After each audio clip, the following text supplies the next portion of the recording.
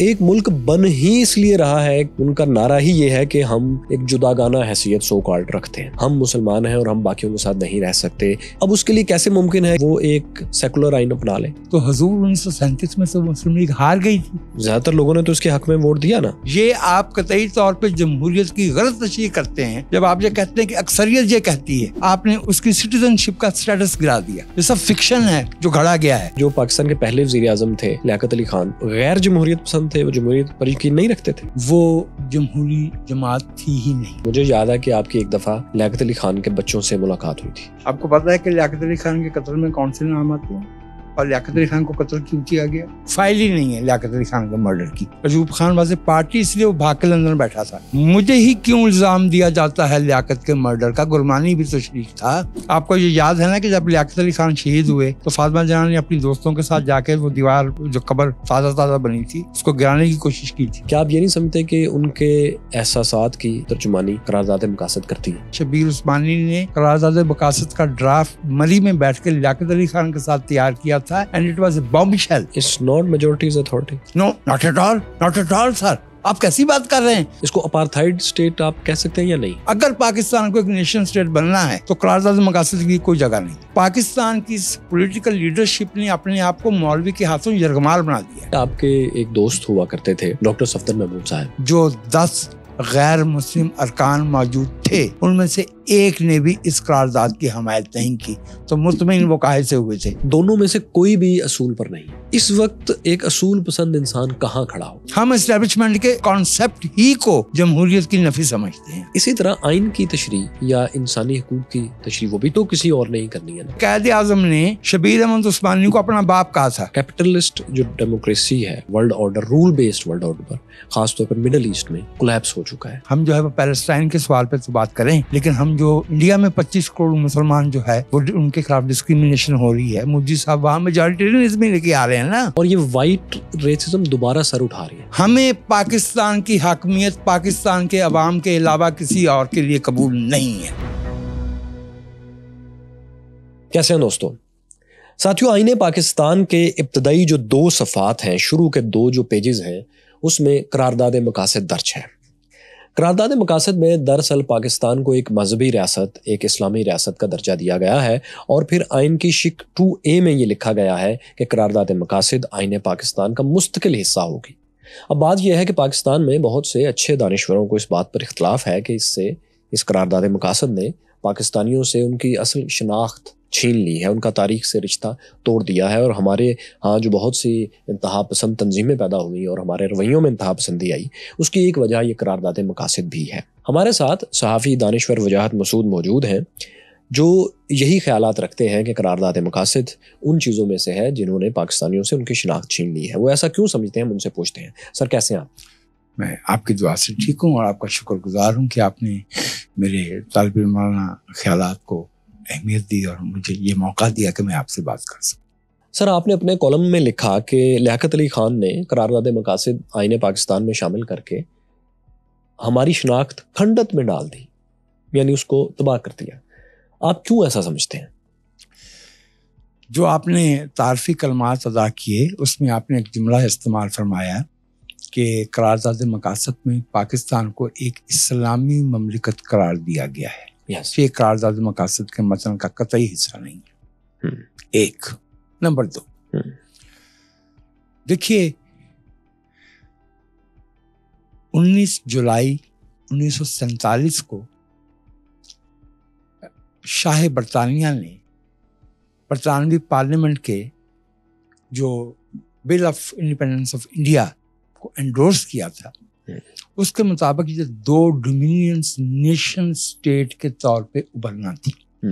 وجہ اس کی یہ تھی کہ برٹش انڈیا میں رہنے والی 2 بڑی سیاسی جماعتیں ایک آئینی سمجھوتے پہ پہنچنے میں ناکام ہو گئی تھی. سو نیشن اسٹیٹ, ہم یا تو امپائرز کا حصہ تھے یا پھر ہم کالونی بنے, پھر ہم برٹش امپائر کا حصہ رہے. تو نیشن اسٹیٹ کا تصور ان لوگوں کے لیے تو واضح تھا جنہوں نے انگریز سے آزادی کی لڑائی لڑی تھی, جو شمال مغربی ہند کے جہاں اکثریت مسلمانوں کی تھی، وہاں یہ تصور قدرے مبہم تھا، کمزور تھا یہ۔ قرارداد مقاصد 21 دسمبر 1946 کو ہندوستان کی دستور ساز اسمبلی میں پیش کی گئی تھی، جس میں وجود میں آنے والی انڈین ریاست کے مقاصد بیان کیے گئے تھے۔ 7 نکات ہیں، اور یہ قرارداد 6 جنوری 1947 کو منظور ہوئی۔ 6 جنوری 1947، ٹھیک ہے، تقریباً ہندوستان کی دستور ساز اسمبلی آپریٹو ہو گئی تھی 10 دسمبر کو، ٹھیک ہے۔ 21 دسمبر کو وہ قرارداد پیش کی گئی، بحث مباحثے کے بعد 6 جنوری 1947 کو منظور کر لی گئی، ٹھیک ہے۔ پاکستان میں کے حصے میں آنے والے جو دستور ساز اسمبلی کے ارکان تھے، انہوں نے بائیک آؤٹ کر رکھا تھا اس دستور ساز اسمبلی کا، وہ حصہ بنے پاکستان کی دستور ساز اسمبلی کا۔ اور جب اس کا افتتاح ہوا تو بابائے قوم 3 حیثیتوں میں بات کر رہے تھے۔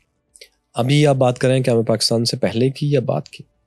اب جب وہ جو ہندوستان نے قرارداد مقاصد، وہ تو پہلے ہوگی نا، 8 ماہ پہلے، 6 جنوری کو ہو گئی۔ اوکے، 11 اگست کو پاکستان کی دستور ساز اسمبلی کا اب آپ اس کی بات کر رہا ہوں۔ اچھا، ٹھیک۔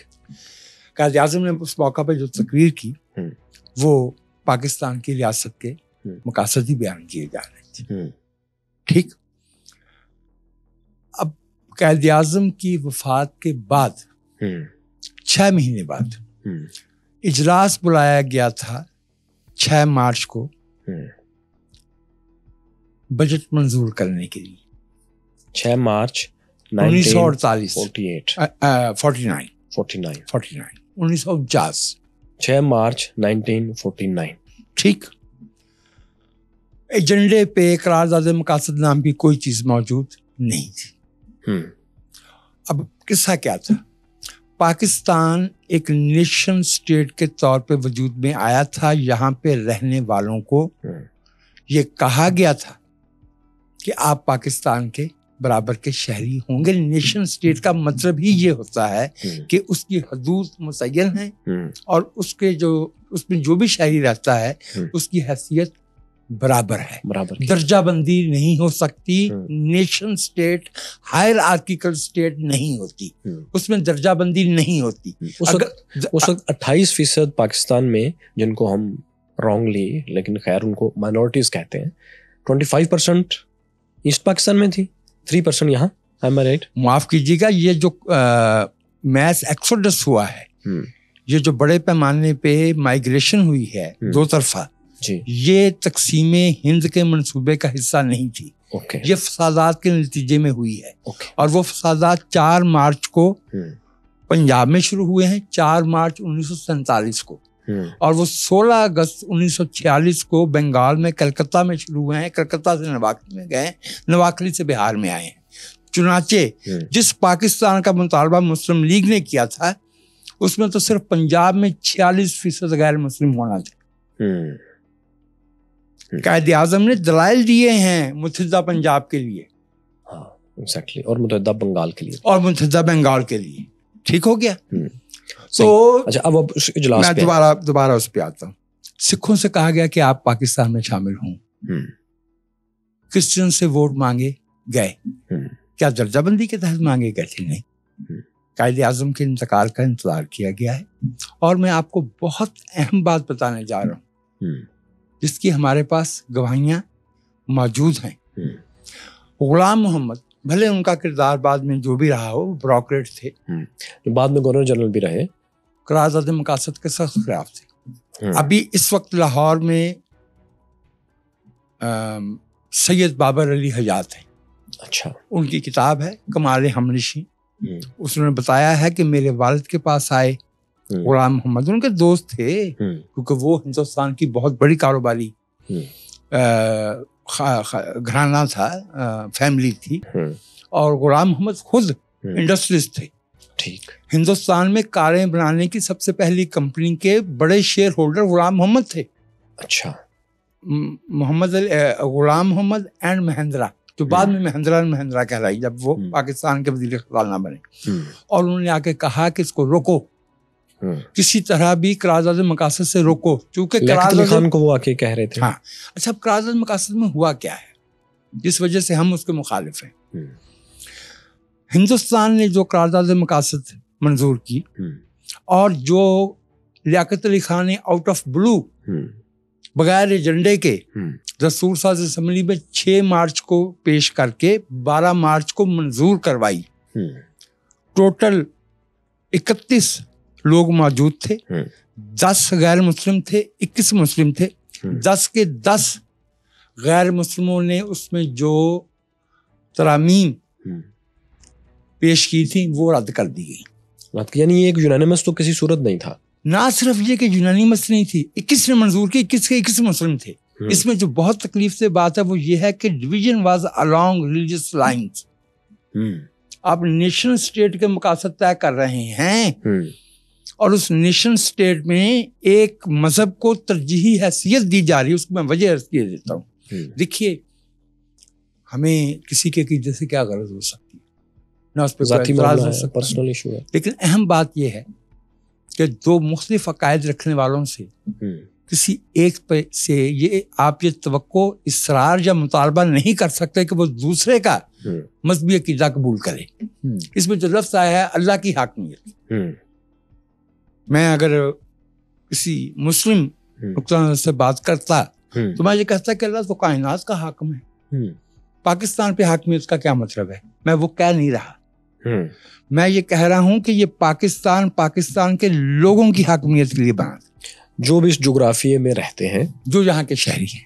اس بات سے قطع نظر کہ وہ ذہنی طور پر کس مذہب کو اپنے قریب سمجھتے ہیں یا کس عقیدے کو سبسکرائب کرتے ہیں, جس کا حق بھی ان کو پاکستان کے آئین میں بعد ازاں دیا گیا. اس وقت آئین تھا ہی نہیں. سو یہ کہنا کہ لیاقت علی خان نے قرارداد مقاصد کو آئین میں شامل کیا تھا, آئین تھا ہی نہیں. آئین تو تھا نہیں, لیکن ظاہر آبجیکٹیوز بنا رہے تھے نا. ابھی تو بیسک پرنسپلز کی کمیٹی کی سفارشات نہیں آئی تھی, وہ 1950 میں آئی ہیں. تو آپ کے خیال میں کیوں لیاقت علی خان یہ کرنا چاہتے تھے؟ اس لیے کہ لیاقت علی خان ایک تو ڈیلے کرنا چاہتے تھے آئین کا بننا.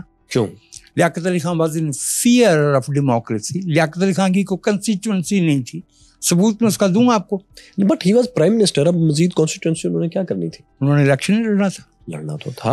اور وہ آئے تھے. دیکھیے میں آپ کو بس 4 لوگوں کے نام تو میں آپ سے بتا دیتا ہوں. 43 ارکان ایسٹ بنگال کے حصے سے دستور ساز اسمبلی پاکستان میں آنا تھے. کم از کم 43 آنا تھے وہاں سے. جی, ان میں سے 4 لیے گئے. 4 لیے گئے. لیاقت علی خان کرنال سے, شبیر احمد عثمانی یو پی سے, اشتیاق حسین قریشی صاحب اور غلام محمد صاحب پنجاب سے.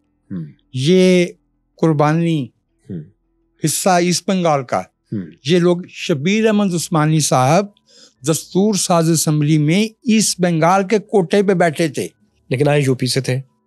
آف کورس وہ یو پی سے تھے. ٹھیک ہے. یہ جو قرارداد منظور کی گئی ہے, یہ اس پہ اہلیان پاکستان کا کنسنسس نہیں تھا. ٹھیک, اور اس سے بلڈوز کیا گیا ہے. یہ کچھ لوگ کہتے ہیں کہ جی ایک مسلم ممبر نے مخالفت کی تھی. مخالفت کوئی نہیں کی تھی.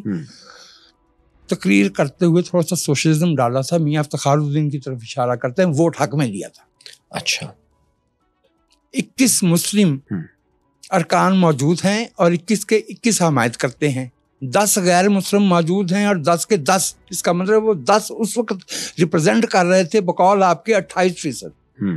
جی بالکل, 28% آبادی کو, جو کہ نان مسلم. اور آپ ایک نیشن اسٹیٹ میں مذہبی خطوط پہ, مذہبی لکیر پہ ایسا اختلافی نقطہ لے کے آ رہے, چونکہ ہندوستان کی قرارداد میں اور پاکستان کی قرارداد میں ایک بھی نقطے کا شوشے کا فرق نہیں ہے, سوائے اس ایک نقطے کے کہ وہاں کہا گیا ہے کہ حاکمیت عوام کی ہوگی, جو کہ نیشن اسٹیٹ میں ہوتی ہے, ورنہ وہ ریپبلک نہیں ہے. ہاں, لیکن انڈیا کا جو ہے نا آبجیکٹیوز ریزولوشن وہ کافی طویل ہے. یہ ہمارا 2 صفحے ساتھ نہیں کہا تھا. ہاں, لیکن وہ کافی ڈیٹیل میں ان کو ایکسپلین کیا گیا. میرے بھائی آپ پوائنٹ بائی پوائنٹ پڑھتے جائیں. میں پاکستان کی قرارداد پڑھتا جاتا ہوں. مقاصد دیکھیں, ہم دنیا میں امن کے ساتھ رہیں گے, ہم دنیا میں. اچھا, لیکن مجھے آپ ایک سوال کا جواب دیں ایک ملک بن ہی اس لیے رہا ہے کہ وہ ان کا نعرہ ہی یہ ہے کہ ہم ایک جداگانہ حیثیت سو کالڈ رکھتے ہیں, ہم مسلمان ہیں اور ہم باقیوں کے ساتھ نہیں رہ سکتے, ہندوؤں کے ساتھ خاص طور پہ ان کا اب وہ بن ہی اس نعرے پہ رہا ہے. اب اس کے لیے کیسے ممکن ہے کہ وہ ایک سیکولر آئین اپنا لے؟ جی میں عرض کیے دیتا ہوں. ان کے یہ اس لیے ممکن ہے جس حصے میں کو ہندوستان کے طور پہ چھوڑ آئے تھے, جو ایسٹ پاکستان تھا, نہ اس وقت تو ایسٹ بنگال کہلاتا تھا نہ وہ ویسٹ پاکستان تھا, جو ہندوستان تھا 1941 کے سینسس میں وہاں مسلمانوں کی آبادی تھی 4,20,00,000. 1951 کا سینسس ہوتا ہے, آبادی اٹھائیے مسلمانوں کی 3,50,00,000. فرق کتنا پڑا ہے؟ 70 لاکھ کا.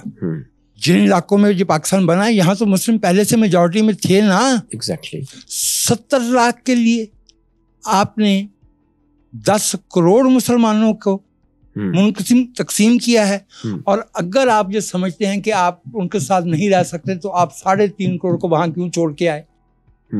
ایک الہ آباد کا مسلم لیگی کہاں جائے گا؟ الہ آباد کا کہاں جائے گا؟ آگرے کا کہاں جائے گا؟ لکھنؤ کا کہاں جائے گا؟ اتر پردیش کا کہاں جائے گا؟ دلی میں فسادات ہوئے ہیں, لکھنؤ میں کوئی فسادات نہیں ہوئے, گجرات میں کوئی فسادات نہیں ہوئے, اس معنی میں نہیں ہوئے, یا تو بنگال میں ہوئے ہیں.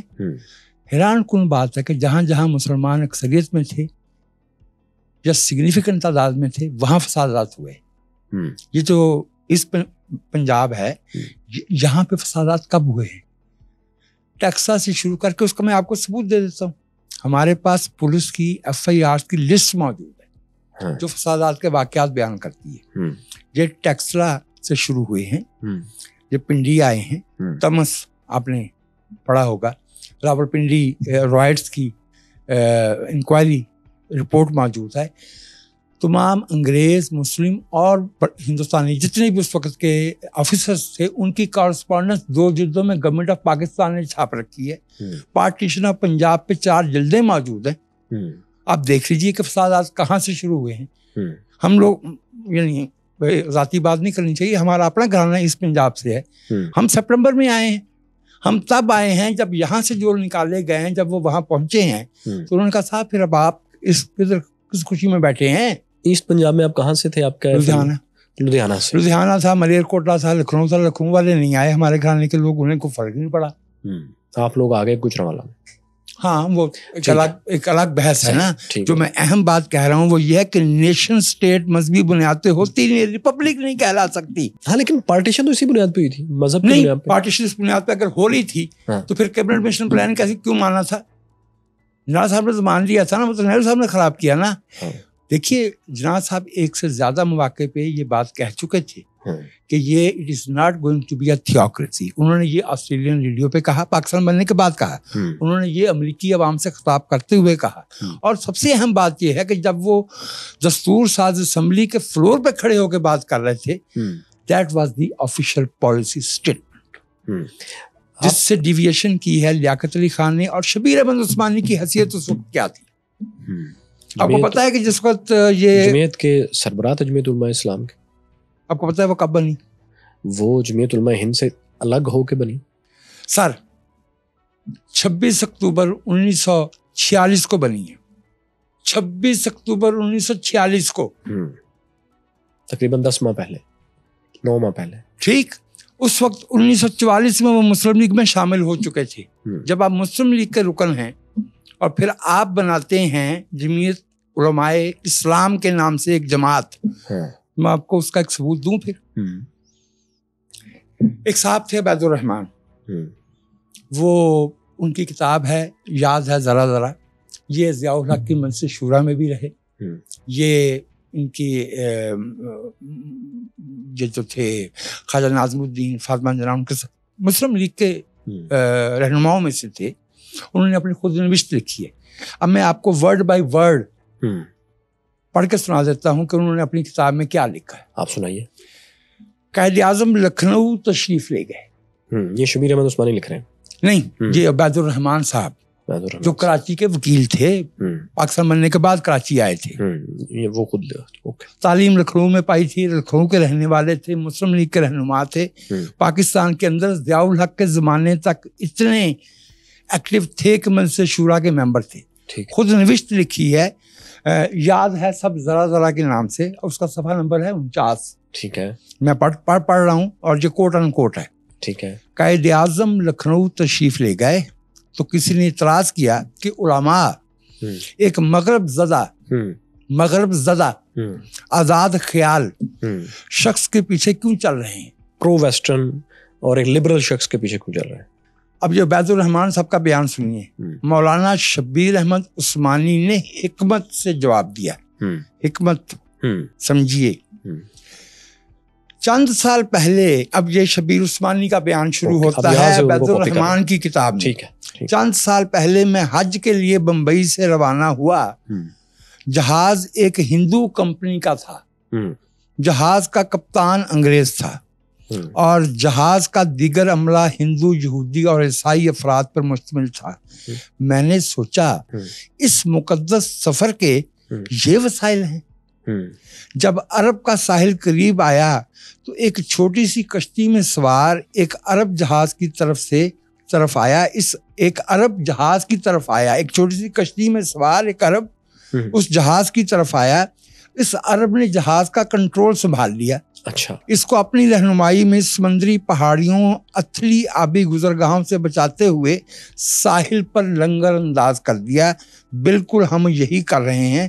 ابھی تحریک جاری ہے، جدوجہد کا دور ہے. جس قیادت کی ضرورت ہے وہ قائد اعظم میں موجود ہے.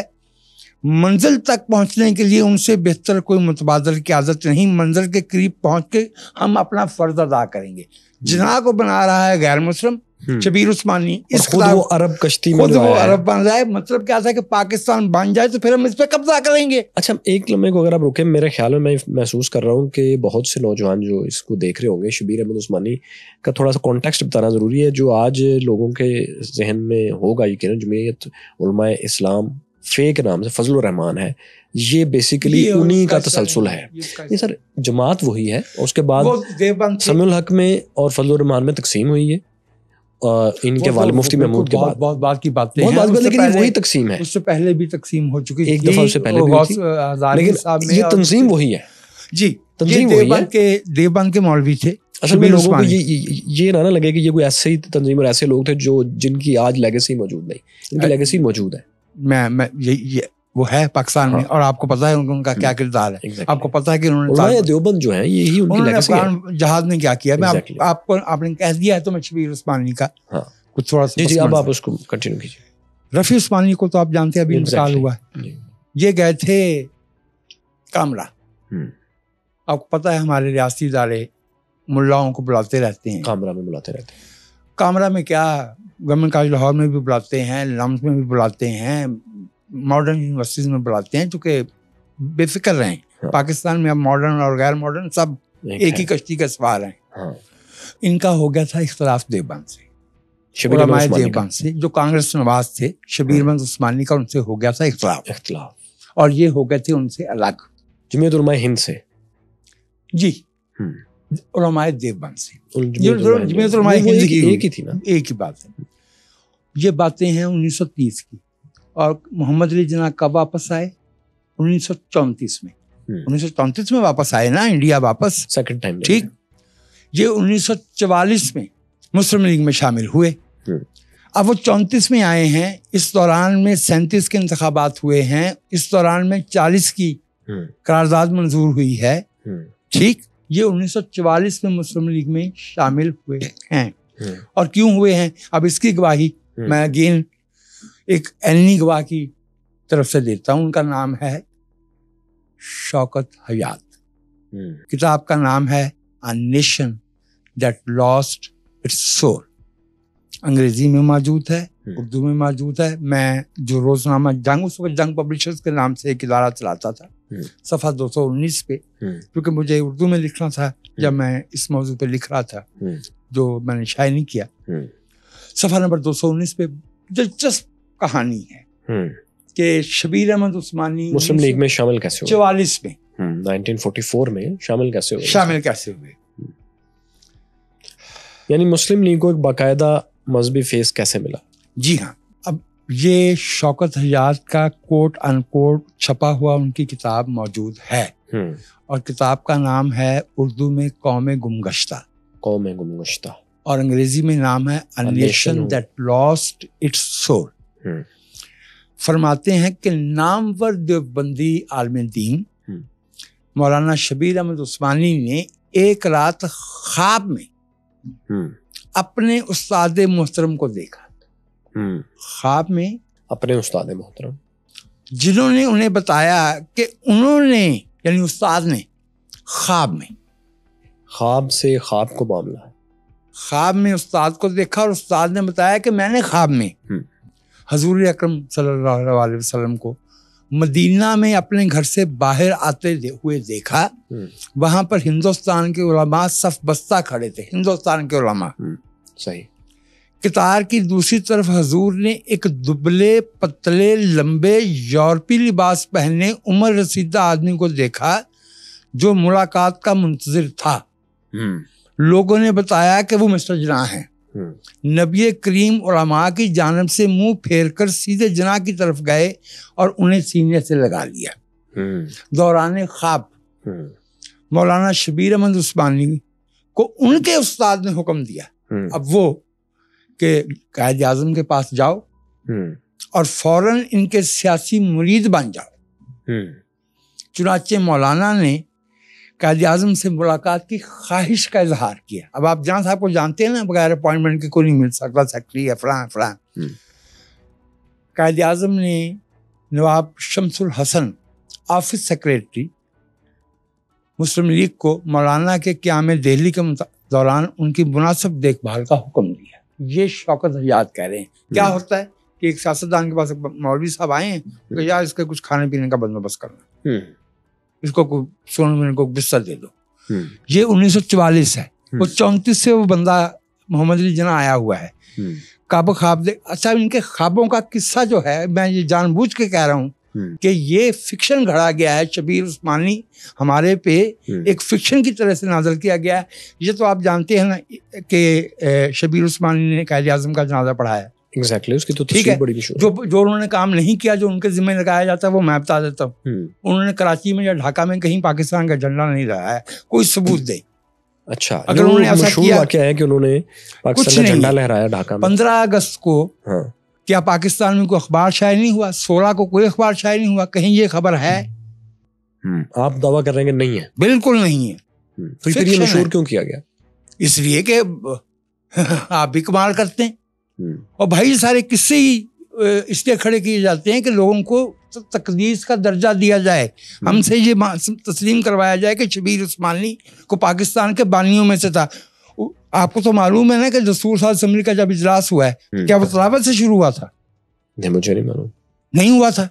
کیسے شروع ہوا تھا؟ جیسے ہونا چاہیے، جیسے اسمبلی کا اجلاس شروع ہوتا ہے، وہ کوئی مذہبی تقریب ہو رہی تھی۔ اس کا صدر کون تھا؟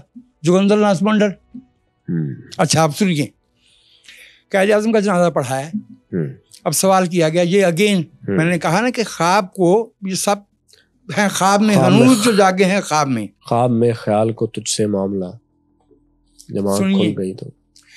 آپ کو یاد ایک صاحب ہوتے تھے چودھری فضل حق، یہ آئی جی پنجاب رہے تھے، گاہے گاہے باز خان کے نام سے 20-25 سال جنگ میں کالم لکھتے رہے، اور یہ ہمارے وفاقی سیکرٹری داخلہ رہے تھے اپنا بھٹو صاحب کے زمانے میں جب 70 کی تحریک چل رہی تھی۔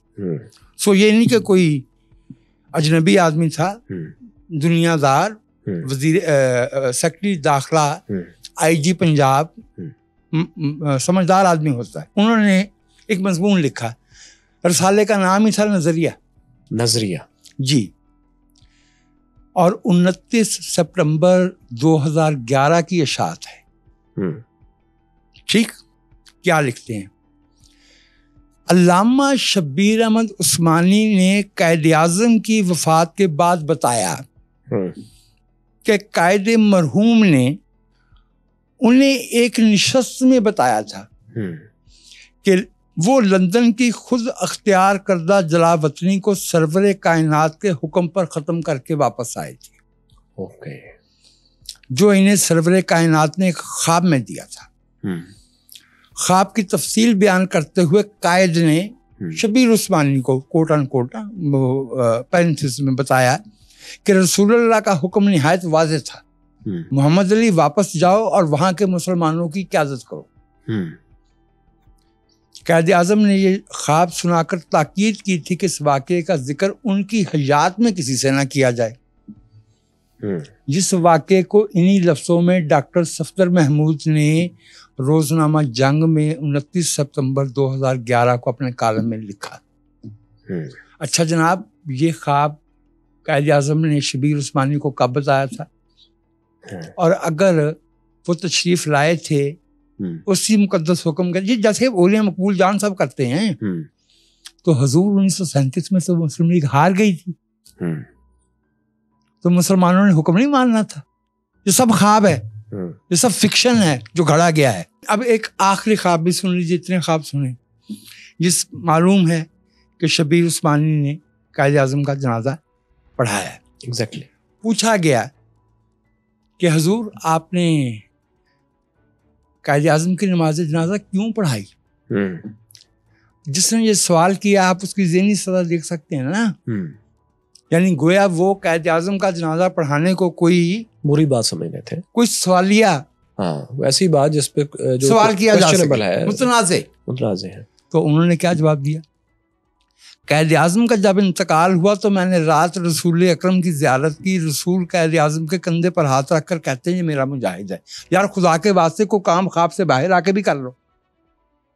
تم 1944 سے اس کو اپنا لیڈر ماننے بیٹھے ہو، پھر تم یہ بھی کہتے تھے کہ یہ کشتی کو ایک خاص جگہ پہ لے جائے، آگے چل کے ہم سنبھال لیں گے اس کا جنازہ اور تم نے اس دن جس دن تم نے اسے دفن کیا، تم نے کہا کہ ہم نے اورنگزیب عالمگیر کے بعد سب سے بڑا مسلمان دفن کیا ہے، تو اس کا جنازہ پڑھانے کے لیے تمہیں خواب کی ضرورت پیش آتی۔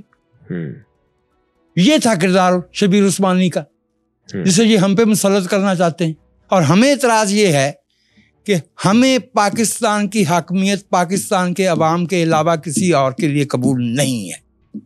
جب تک پاکستان میں ایک بھی شخص ایسا موجود ہے جس کا عقیدہ دیگر مسلمانوں سے مختلف ہے یا دیگر شہریوں سے مختلف ہے، چونکہ یہ عقیدہ بذات خود ایک کارپوریٹ اینٹی ہوتا ہی نہیں، یہ انفرادی ضمیر ہے۔ نہ مجھے یہ حق ہے کہ میں آپ سے آپ کا عقیدہ پوچھوں، اور نہ آپ کو یہ حق ہے، نہ مجھے اس بات کا حق ہے کہ آپ کے عقیدے کو صحیح یا غلط کہوں، نہ آپ کو میرا حق ہے۔ میں اور آپ کو، میرا اور آپ کا رشتہ شہری کا ہے، and that is only possible if we are citizens of a republic. Republic کا مطلب ہی یہ ہے، ریپبلک کا لفظ کب آیا ہے؟ 1789، جہاں مونارکی نہ ہو، جہاں ملک عوام سے ہو۔ جمہوریہ کیا ہے؟ عوام، جمہور کا ملک۔ تو جمہور کی تو کوئی بھی عقیدہ ہو سکتا ہے، آپ جبر کریں گے پھر آرٹیکل 20 کہاں لے کے جائیں گے آئین کا؟ لیکن دیکھیں اسی قرارداد مقاصد میں یہ لکھا ہے کہ پاکستان کے جمہور کی منشا ہے، زیادہ تر عوام کی منشا ہے۔ ہاں بالکل یہ کہا گیا ہے۔ تو کیا جو آپ بات کر رہے ہیں یہ اینٹی ڈیموکریٹک نہیں ہے کہ اگر زیادہ تر لوگ ایک دو چیز باتیں اس چاہتے میں ہیں؟ آ گئی نا، دو باتیں اس میں آ گئی نا، سوال آپ کا ہو گیا یا بھی؟ بس ٹھیک ہے، یہی سوال۔ پہلی بات تو یہ ہے کہ یہ جمہور کی منشا کیسے معلوم کی گئی؟ 12 مارچ یا 6 مارچ کو جب یہ قرارداد پیش کی گئی تو جمہور کی منشا، اور جمہور کون سا؟ جس میں پنجاب تقسیم ہو گیا تھا، ٹھیک ہے۔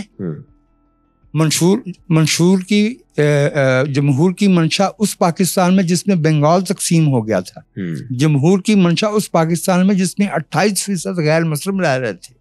آپ نے جمہور کی منشا کیسے معلوم کی؟ ایک۔ دوسری بات، یہ آپ قطعی طور پہ جمہوریت کی غلط تشریح کرتے ہیں جب آپ یہ کہتے ہیں کہ اکثریت یہ کہتی ہے۔ بھائی، جمہوریت میجورٹیرین پرنسپل کا نام نہیں ہے۔ میجورٹیرین پرنسپل ایک میتھڈ ہے اختلاف کو دور کرنے کا۔ جمہوریت کا بنیادی نقطہ شہریوں کی مساوات ہے۔ 1 person 1 vote اسی لیے ہوتا ہے۔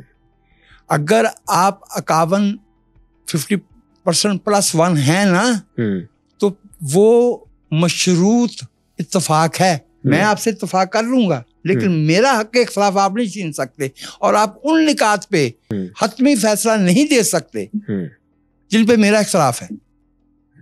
اس لیے کہ یہ کیا ہے، جمہوری انتخابات پیریوڈیکل منشا جو ہم معلوم کرتے ہیں، مینڈیٹ لیتے ہیں، کیوں لیتے ہیں؟ اس لیے کہ دیر از نو سچ تھنگ ایز پرماننٹ منشا آف دی جمہور کی مستقل منشا نام کی کوئی چیز نہیں ہے. جمہوریت میں کوئی مستقل اکثریت یا اقلیت نہیں ہوتی. لیکن آپ نے خود بتایا کہ آئین میں جب اس کی قرارداد مقاصد کے لیے ووٹنگ کروائی گئی, بغیر بتائے کروائی گئی, آئین میں نہیں کروائی گئی, آئین سے پہلے دستور ساز اسمبلی میں, تو زیادہ تر لوگوں نے تو اس کے حق میں ووٹ دیا نا. دیا, ہمارا حق کے اختلاف تو قائم رہا نا. اختلاف تو قائم رہا, لیکن وہ بات تو وہی ہوگی جو زیادہ تر لوگ کہہ رہے ہیں. بھائی بات یہ ہے کہ آپ نے اس قرارداد میں یہ شک ڈال کے آپ نے ہمارا درجہ گھٹا دیا, آپ نے ہمیں شہری کے درجے سے گرا دیا. ہمیں سے مراد آپ کی کہ جو مائنورٹیز ہیں جو اسے اختلاف کرتے ہیں وہ ان تمام لوگوں کی نمائندگی کرتے ہیں, بھلے وہ مسلمان ہوں, کرسچن ہوں, ہندو ہوں, جو اس قاعدے سے اختلاف کرتا ہے, آپ نے اس کو اس کی سٹیزن شپ کا اسٹیٹس گرا دیا. آپ ایک اور انداز سے آپ یہ کہہ رہے ہیں کہ جو پاکستان کے پہلے وزیر اعظم تھے لیاقت علی خان, وہ غیر جمہوریت پسند تھے, وہ جمہوریت پر یقین نہیں رکھتے تھے. He was in fear of democracy. اور میں ان کی اس پہ تفصیل میں کیا جاؤں, آپ کو پتا ہے وہ 1937 میں مسلم لیگ کی پارلیمانی کمیٹی جو ٹکٹ بانٹتی تھی اس کے سربراہ تھے, اور خود ایگریکلچرسٹ پارٹی سے لڑے تھے. اور آپ نے فاطمہ جناح کی کتاب مائی بردر پڑھ رکھی, یاد ہے نا جناح صاحب نے کیا کہا تھا زیارت میں؟ ٹھیک ہے, تو محمد علی اور لیاقت علی کیا دیکھنے آئے ہیں. آپ کو یہ یاد ہے نا کہ جب لیاقت علی خان شہید ہوئے تو فاطمہ جناح نے اپنی دوستوں کے ساتھ جا کے وہ دیوار, ان کی جو قبر تازہ بنی تھی, اس کو گرانے کی کوشش کی تھی. یہ سب اختلافات چل رہے تھے, اور جناح صاحب میں اور لیاقت علی خان صاحب میں اختلافات تھے. سیدھی سی بات یہ ہے کہ پنجاب میں سے میں آپ کو سیدھی سادہ مثال دیتا ہوں. پنجاب میں جی جو بات آپ کر رہے ہیں فنڈامنٹلی اس کا مطلب ہے کہ قائد اعظم محمد علی جناح کے نظریات سے ایک شخص جو بالکل اپوزٹ سوچتا ہے, انہوں نے اس کو وزیر اعظم کیوں بنایا؟ کیا اس کا مطلب ہے کہ اس کو سمجھتے نہیں تھے لیاقت علی خان کو, یا مجبوری سمجھتے تھے؟ کیوں؟ قائد اعظم کا بہت بنیادی مسئلہ یہ تھا کہ انہیں مسلم لیگ جو ملی تھی وہ جمہوری جماعت تھی ہی نہیں. الیکشن لڑ کے آئی تھی. میں جماعت کہہ رہا ہوں. الیکشن انہوں نے 1946 میں, اور انہوں نے کمیونل بنیادوں پہ الیکشن لڑا تھا اور جیتا تھا. ایگزیکٹلی. صرف مسلم سیٹوں پہ. ٹھیک ہے, اس کے باوجود انہوں نے کیبنٹ مشن پلان تسلیم کر لیا تھا. ایک میں آپ سے بہت بنیادی بات, آپ یہ کہنا چاہ رہے ہیں کہ جماعت اپنے طور پر جمہوری نہیں تھی. جی, میں آپ سے عرض کیے دیتا ہوں کہ قائد اعظم نے 11 اگست کو جو کچھ کہا تھا, 30 اگست کو ٹھیک 18 دن بعد یہی شبیر احمد عثمانی نے بیان دیا. اب اس وقت میرے پاس اس کے, اچھا مجھے بتائیے, مسلم لیگ کے اندر الیکشنز ہوتے تھے؟ مسلم لیگ کے اندر الیکشنز ہوتے تھے کیا پاکستان سے پہلے؟ ہر سال ہوتے تھے, ہر سال, جب تک جناح زندہ رہے ہر سال. پھر تو ایک جمہوری جماعت ہوئی نا. ایک منٹ, میں کچھ اور اہم بات کرنے جا رہا ہوں. قائد اعظم نے 11 اگست کو جتنے نکات بیان کیے تھے ان کی حرف بحرف تردید شبیر عثمانی نے ایک بیان میں کی جو 1 ستمبر کو نوائے وقت میں شائع ہوا, اور یہ 1947 تھا.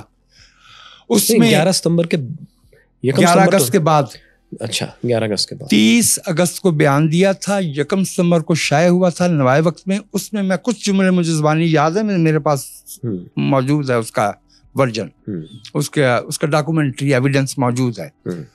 مثلا قائد اعظم نے کہا کہ یہ مسلم لیگ نے یہ پاکستان حاصل کیا ہے. شبیر عثمانی کیا کہتا ہے؟ شبیر عثمانی کہتا ہے کہ اگر 100 قائد اعظم بھی ہوتے اور علماء کا ساتھ نہ ہوتا تو پاکستان نہیں بن سکتا تھا. وہ قبضہ جما رہا تھا. قائد اعظم نے کہا کہ ہندو نہیں رہیں گے اور مسلمان نہیں رہیں گے, مذہبی سینس میں نہیں, پولیٹیکل سینس میں. اور شبیر عثمانی کیا کہتا ہے کہ ہم چاہتے ہیں کہ ہندو رہے اور مسلمان رہے. یہ شبیر عثمانی کون تھا جس نے کہا تھا کہ یہاں پہ جو غیر مسلم ہیں وہ ذمہ قرار پائیں گے.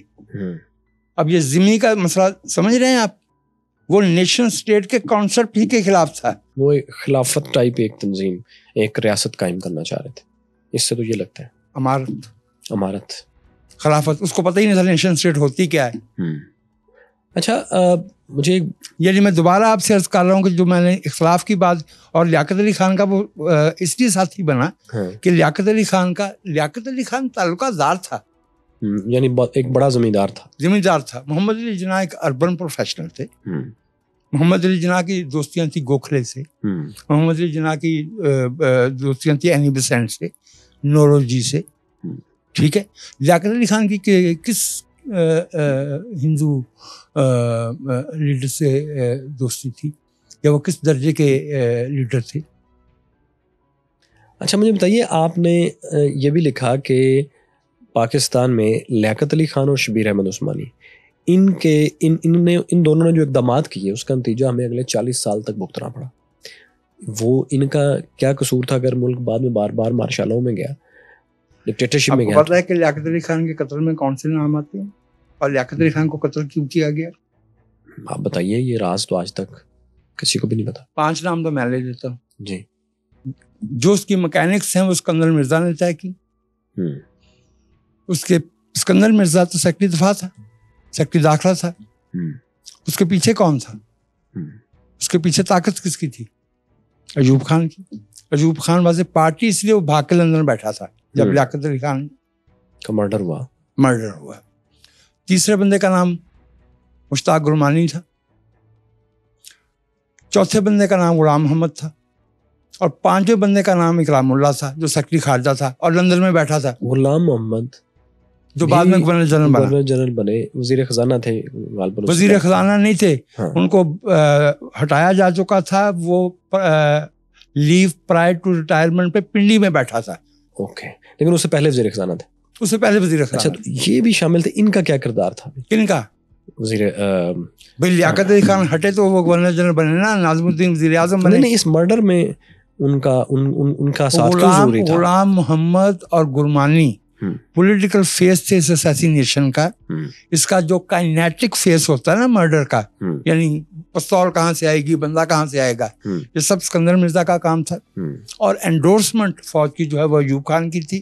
اور جو انٹرنیشنل کنیکشن تھا وہ اکرام اللہ صاحب جو سیکرٹری خارجہ تھے لندن میں بیٹھے تھے. اس کی وجہ کیا ہو سکتی ہے ان سب کے ذہن میں ان کو ہٹانے؟ سیدھی سی بات ہے, جب جمہوریت نہیں ہوگی تو اقتدار جو ہے وہ فوج کے پاس ہوگا. دنیا کی تاریخ کے کسی بھی حصے میں جہاں جمہوریت نہیں ہوگی, بھلے آپ اس کو سوشلزم کا نام دیں, مونارکی کا نام دیں, اسلامی جمہوریہ کا نام دیں, طاقت فوج کے پاس ہوگی. لیکن آپ تو خود کہہ چکے ہیں کہ لیاقت علی خان کو جمہوریت پسند نہیں تھے. بالکل نہیں. تو پھر یہ کون سی ڈیموکریسی سے ڈر رہے تھے؟ لیاقت علی خان کو بھلے جمہوریت پسند نہ ہوں, جو کہ واضح ہے, ان کے آئین بنانے میں رکاوٹیں. ہاں, تو پھر میں یہی جاننا چاہ رہا ہوں. ہاں, میں عرض کرتا ہوں, لیکن پاکستان کے مفاد میں یہ کولڈ وار شروع ہو چکی تھی. لیاقت علی خان بڑبیر کا ڈال دیتے. لیاقت علی خان سیٹوں اور سینٹوں میں شمولیت کے بدلے پاکستان کی سیکورٹی کی ضمانت مانگتے. مطلب اقتدار کی جنگ تھی, لڑائی تھی, جس میں ان میں اختلافات تھے کہ اس کو کیسے لے کے چلنا ہے. میرے خیال ڈیموکریسی کا ایشو شاید دونوں کے آپس میں نہ ہو, کیونکہ دونوں ہی ڈیموکریٹس نہیں تھے. دونوں ہی ڈیموکریٹس نہیں تھے, لیکن لیاقت علی خان کمزور تھے. لیاقت علی خان کو جس طرح راولپنڈی میں قتل کیا گیا ہے نا, اس طرح سے تو بھائی ڈپٹی کمشنر قتل نہیں ہوتا. وہ پنڈی میں جلسہ کر رہا ہے, ملک کا وزیر اعظم ہے, وہاں ڈی آئی جی لیول کا کوئی بندہ سیکورٹی پہ نہیں ہے. وہاں پہ جتنی کابینہ کے ارکان موجود ہیں پنڈی کے اندر موجود ہیں. غلام محمد موجود ہے, گرمانی موجود ہے, جلسہ گاہ میں نہیں ہے. سٹیج پہ صرف 2 بندے بیٹھے ہیں, ایک وزیر اعظم ہے پاکستان کا, اور ایک وہ صادق نام کا بندہ تھا جو پنڈی مسلم لیگ کا چیئرمین تھا. صرف 2 بندے. ملک کا وزیر اعظم جلسہ کرنے آ رہا ہے کراچی سے پنڈی, اور وفاقی کابینہ کے ارکان جو ہے وہ پنڈی میں موجود ہیں, جلسہ گاہ میں موجود نہیں ہے. اور سیکورٹی یہ ہے کہ تلواریں والا اسلامی دے رہے ہیں, اس کے نیچے سے وزیر اعظم گزر کر جا رہا ہے, کوئی بندہ بھی مار دے تو مار دے. اور جس بندے کا, جو بندہ بلیک لسٹڈ ہے, جو بندہ ڈیزگنیٹڈ ہے, سید احمد جس نے بلا کر گولی چلائی, وہ سب سے اگلی صف میں بیٹھا ہے. اچھا, وہ پکڑا گیا ہے. سید احمد اکبر, سید اکبر, وہ بندہ پکڑا گیا ہے. یہ کلاسک پولیٹیکل اسیسینیشن ہوتی ہے کہ پہلے وہ مارے گا پھر اس کو مار دیا جائے, اور یہی. اور پھر جس نے اس کو مارا ہے شاہ محمد, وہ بھی مارا گیا, وہ کچھ عرصے بعد 57-58. اچھا, آپ پھر اگر یہ آپ نے بات بتا ہی دیا, وہ بھی بتا دیجئے پھر, کہ کیونکہ مجھے یاد ہے کہ آپ کی ایک دفعہ لیاقت علی خان کے بچوں سے ملاقات ہوئی تھی. تو انہوں نے کیا بتایا آپ کو؟ تو very careful gentleman, They knew a lot. They knew a lot. آپ کی کہاں ملاقات ہوئی تھی ان سے؟ کراچی میں ان کے گھر پہ. بڑا سادہ سا مڈل کلاس کا اولڈ ایرسٹوکریسی کا جو گھر ہوتا ہے اس طرح کا گھر تھا. اچھا. اور محتاط ہو کے گفتگو کر رہے تھے. انہوں نے کہا کہ ہم نے اسکاٹ لینڈ یارڈ سے بھی معلوم کرنے کی کوشش کی کہ انہوں نے بھی تحقیق کی تھی. کیا پتا چلا کہنے کہ وہاں ریکارڈ ہی نہیں تھا. نہ وہاں ریکارڈ تھا نہ غلام نبی پٹھان آپ کو یاد ہیں بڑے پڑھے لکھے مسلم لیگ کے ابتدائی زمانے کے جوائنٹ سیکرٹری تھے اور وفاقی وزیر رہے. انہوں نے کہا میں نے فائل منگوائی تو پتہ چلا کہ گرمانی صاحب نے منگوائی تھی جب وہ وزیر داخلہ تھے, کبھی واپس نہیں آئی. فائل ہی نہیں ہے لیاقت علی خان کے مرڈر کی. اس پہ اگر مزید کوئی ایویڈنس چاہیے ہو تو اے بی اوان. ان کے بچوں کا کیا خیال کیا تھا جو آپ نے بھی بتایا؟ کیا وہ بھی یہی سمجھتے ہیں کہ اسکندر مرزا, ایوب خان, یہ لوگ ان کے لیاقت علی خان جب غلام محمد مرنے کے قریب تھا تو ہزیان میں پتہ کیا کہتا تھا؟ مجھے ہی کیوں الزام دیا جاتا ہے لیاقت کے مرڈر کا؟ گرمانی بھی تو شریک تھا. ہی کا لفظ بولتے تھے, مجھے ہی کیوں الزام دیا جاتا ہے؟ گرمانی بھی تو شریک تھا. ان کو فالج ہو چکا تھا اس وقت. فالج تو ان کو کافی پہلے سے ہو چکا تھا, اس لیے تو ان کو ہٹایا جا رہا تھا. ہاں تو اس وقت وہ جو بھی بول رہے تھے وہ یہ تھا. لیکن یہ مرنے کے قریب جب ان کو ڈڈا ڈولی کر کے اسکندر مرزا نے نکال دیا نا گورنر جنرل ہاؤس سے, اور کبھی اس وقت بول رہے تھے کہ یعنی وہ ان دا تھروز آف ڈیتھ. میں یہ پوچھنا چاہ رہا ہوں کہ جب آپ کی لیاقت علی خان کے بچوں سے بات ہوئی تو ان کا یہی خیال تھا جو بھی آپ نے بتایا, یا وہ نہیں ان لفظوں میں نہیں تھا, ان لفظوں میں نہیں تھا. چونکہ اس وقت تک مشتاق گرمانی کی بیٹیاں زندہ تھیں اور جو بھی کوئی گرمانی کا نام لیتا تھا وہ فوراً کیس کر دیتی تھیں. اب کیس جو ہے اس طرح آپ نے دیکھا نہیں مرڈر ہوتے ہیں, بے نظیر بھٹو کی اسیسینیشن ہوئی ہے, بھٹو کی اسیسینیشن ہوئی ہے, سامنے کی باتیں, لوگ موجود ہیں جو پولیس کراچی کے جو پولیس افسر تھے اس وقت کے اور جو پنڈی کے وہ موجود ہیں. قتل کا نقشہ, واردات کا نقشہ تک تو سامنے نہیں آیا. بے نظیر کا مرڈر ہوتا ساتھ میں سڑک دھوتی جاتی. یہی ہوا تو ان کے پاس کوئی ایویڈنس نہیں تھا. لیکن میں نے جو 5 قسطوں میں یہ ڈاکومنٹری تیار کی تھی اس میں ایویڈنس دیے تھے کہ غلام محمد نے امریکی حکومت کو ٹیلی گرامز بھیجی ہوئی تھی. کراچی سے امریکن سفارت خانے سے یہ ٹیلی گرام گئی تھی کہ Ghulam Muhammad would like to have such, India کے ساتھ یہ کرے گا, کامن ویلتھ کے ساتھ یہ کرے گا, سیٹو اور سینٹو کے ساتھ یہ کرے گا. ایک بندہ جس سے حکومت سے نکالا جا رہا ہے, جسے کابینہ سے نکالا جا رہا ہے, وہ 16 سپٹمبر کو ملاقات کر کے امریکی سفیر کو یہ بتاتا ہے, تو اس کا مطلب اس کو پتا ہے کہ اکتوبر میں وہ گورنر جنرل ہوگا, وہ ڈیسیژن میکر ہوگا, لیاقت علی خان نہیں ہوگا. اس کا عکس موجود ہے, یعنی اس ٹیلی گرام کا ڈی کلاسیفائی ہو چکا ہوا ہے, موجود ہے. 51 کی بات کر رہے ہیں جی 51. اوکے. 16 سپٹمبر کو غلام محمد صاحب امریکی سفیر سے ملتے ہیں اور انہیں یقین دہانی کراتے کس حیثیت میں. غلام محمد کی کیا حیثیت تھی؟ وزیر اعظم تو لیاقت علی تھا. ایگزیکٹلی. اور لیاقت علی خان کی موت کے بعد حکومت پاکستان کی طرف سے امریکہ کے لیے خیر سگالی کا پیغام لے کے اکرام اللہ صاحب لندن سے اٹھتے ہیں. ابھی تو فیصلہ ہی نہیں ہوا تھا کہ پاکستان میں کسے گورنر جنرل بننا ہے. تو اکرام اللہ صاحب کس اتھارٹی سے وہ لیٹر لے کے پہلے سے لندن میں بیٹھے تھے. وہ 17 اکتوبر کو واشنگٹن میں وہ خط ڈلیور کرتے ہیں. جو میں کہتا ہوں اکرام اللہ سے شامل تھے, تو اس بنیاد پہ کہتا ہوں. صحیح. اچھا دوبارہ واپس آتے ہیں ادھر قرارداد مقاصد کی طرف. دیکھیں اب تو ایسٹ پاکستان نہیں ہے اس پاکستان کے ساتھ, اب 97% جو یہاں پر مسلمان ہیں. کیا آپ یہ نہیں سمجھتے کہ ان کے احساسات کی, ایٹ لیسٹ ان کی حساسیت کی ترجمانی قرارداد مقاصد کرتی ہے؟ پہلی بات تو یہ ہے کہ قرارداد مقاصد جو ہے پری-ایمبل تھی, جو کہ غلط تھی. پری-ایمبل تو جناح کی سپیچ تھی, کیونکہ جناح کی سپیچ اور قرارداد مقاصد کا جو فرق ہے وہ میں نے آپ کو شبیر عثمانی کے اس بیان میں بتا دیا. شبیر عثمانی نے قرارداد مقاصد کا ڈرافٹ مری میں بیٹھ کے لیاقت علی خان کے ساتھ تیار کیا تھا, and it was a bombshell in the March session of constituent assembly of 1949. ٹھیک ہو گیا. پری ایمبل کے طور پہ تو جناح صاحب کی سپیچ بنتی ہے, کیونکہ پاکستان کی ریاست کے مقاصد جناح سے زیادہ لیاقت اور شبیر نہیں جانتے تھے. 1 2 نیشن سٹیٹ ریاض شہریوں کی مساوات کے بغیر وجود میں نہیں آتی. حساسیت آپ اپنی رکھیں اپنے پاس. میں معذرت چاہتا ہوں, میری حساسیت کا کیا بنے گا؟ It is democracy is not about majority. It is about the last person's equality. It's not majority's authority. No, not at all. Not at all, sir. آپ کیسی بات کر رہے ہیں؟ کیا آپ اپنی اکثریت کے یہ میجورٹیرینزم جو ہے یہ ڈیموکریسی سے ٹکراتا ہے؟ آپ میجورٹیرین یا بھائی ٹرمپ کیا کر رہا ہے، مودی کیا کر رہا ہے، آپ مخالفت کر رہے ہیں نا اس کی، میں بھی کرتا ہوں. کس بات کی مخالفت کرتے ہیں؟ میجورٹیرینزم کی. Democracy is about the equality and equal safety and provision and dignity and rights and entitlements of the citizens. It is not about the majority.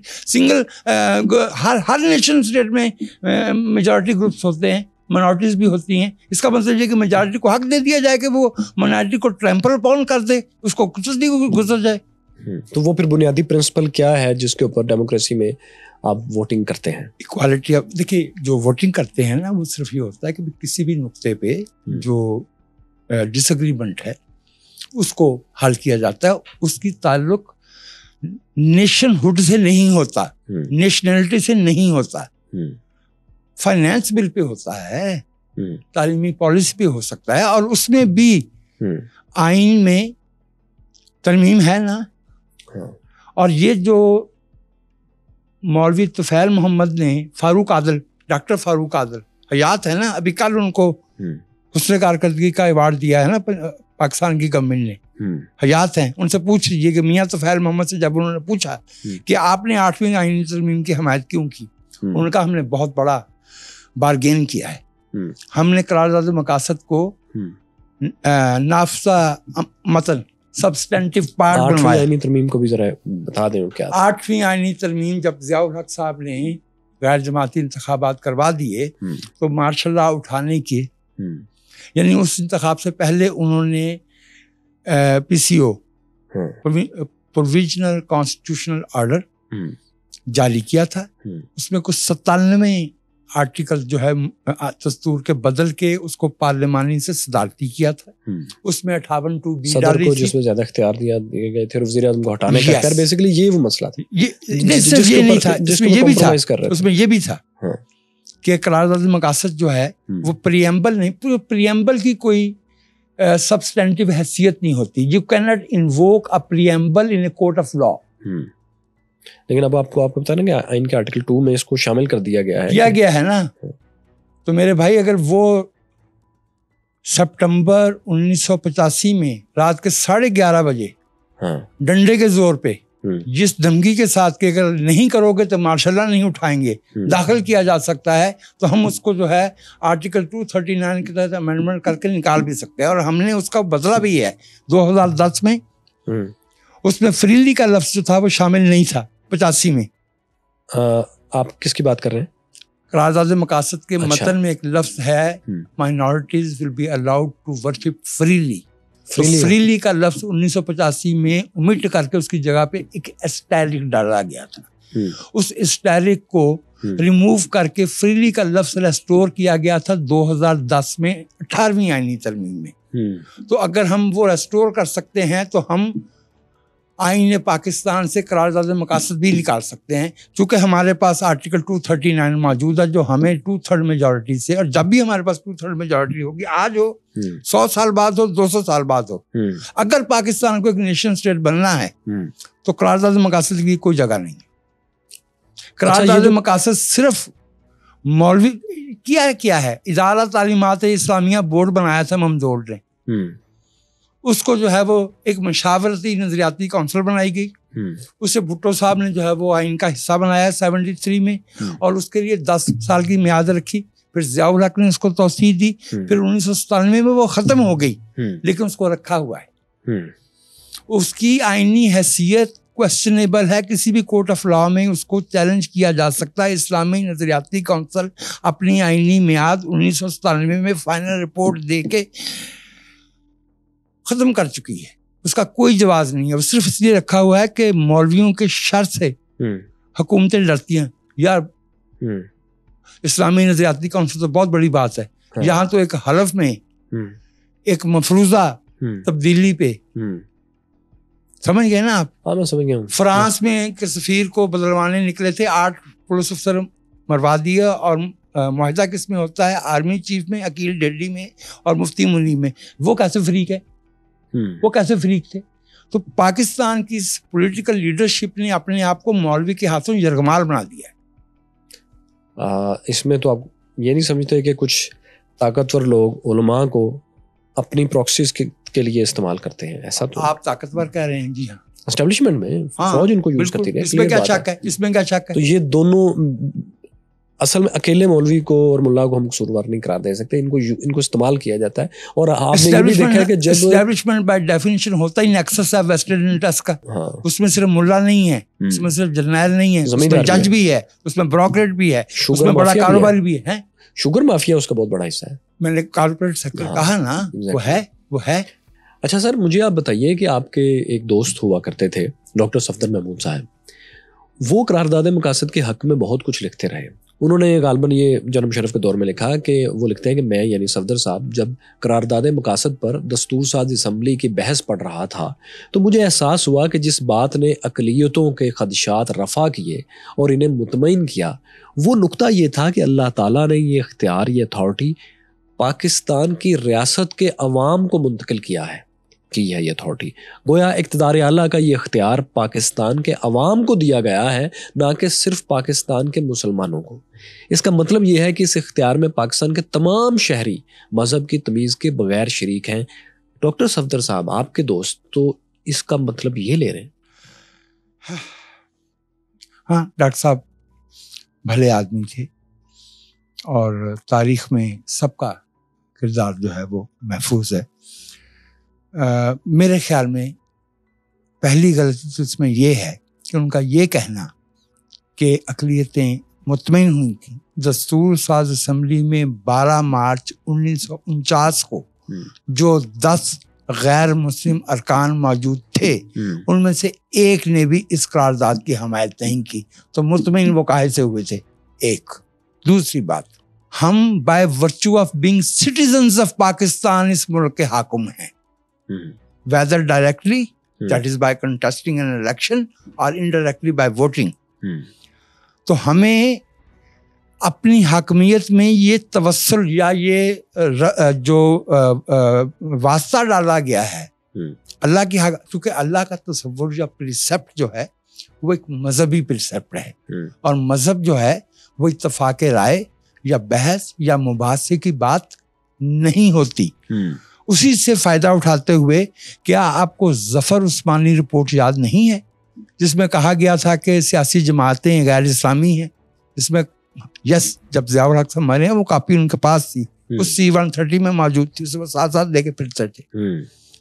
انہوں نے 1988 میں بھی غیر جماعتی انتخابات کرانے ہی کا اعلان کیا تھا. ان کے مرنے کے بعد سپریم کورٹ نے جماعتی انتخابات کی بات کی تھی. لہٰذا ڈاکٹر صفدر محمود اب اس دنیا میں نہیں ہے، جب وہ موجود تھے. آپ نے کبھی ان سے براہ راست اس ایشو پر بات کی؟ لکھ کے بھی کی، زبانی بھی کی، اور وہ بہت بھلے طریقے سے ایک اسکالرلی بحث کرنے والے آدمی تھے، مصنف تھے. وہ گورنمنٹ کالج کے استاد رہے تھے، وہ پنجاب کے سیکرٹری اطلاعات رہ چکے تھے. وہ بہت اچھے عہدوں پہ فائز رہے تھے، اور جسے کہنا چاہیے کہ بات چیت میں وفادار آدمی تھے. البتہ یہ بات بالکل واضح ہے کہ وہ ایک مذہبی طور پہ پارٹیزاں شخص تھے، سیکولر ہرگز نہیں تھے. اور میں آپ سے ایک بات عرض کروں کہ سیکولرزم ممکن ہے جمہوریت کے بغیر، جمہوریت سیکولرزم کے بغیر ممکن نہیں ہے. اس فرق کو واضح، جیسے چائنا ہے سیکولر ہے، جمہوری نہیں ہے. جمہوریت کے لیے سیکولرزم ضروری ہے. سیکولرزم ہے کیا؟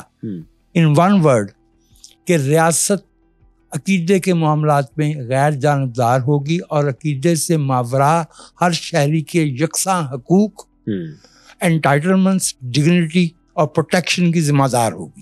یہ ہے سیکولرزم. اچھا مجھے بتائیے، آپ نے سیکولرزم اور ڈیموکریسی کی بات کی.